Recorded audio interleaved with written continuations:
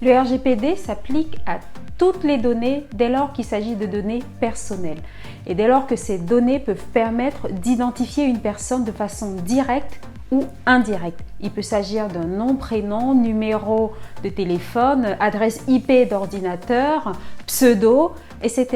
Et ces données, dès lors qu'elles sont traitées par les entreprises, quel que soit le support, que ce soit sur support numérique ou sur support papier, elles sont concernées par le RGPD et dès lors doivent faire l'objet d'une protection.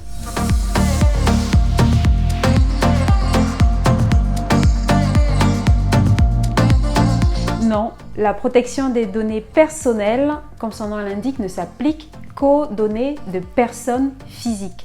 Les personnes morales ne sont donc pas protégées par le RGPD et elles sont protégées par d'autres textes par ailleurs.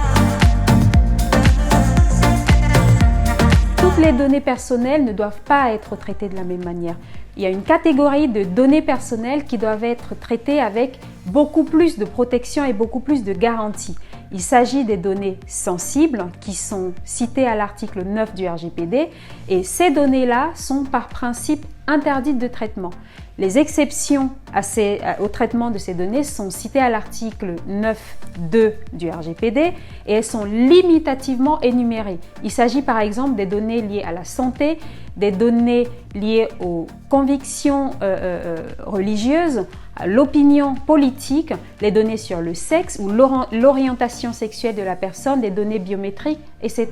Donc pour toutes ces catégories de données, le principe c'est l'interdiction de traitement et les exceptions sont limitativement énumérées. Donc vous voyez qu'on ne peut pas traiter toutes les données de la même manière.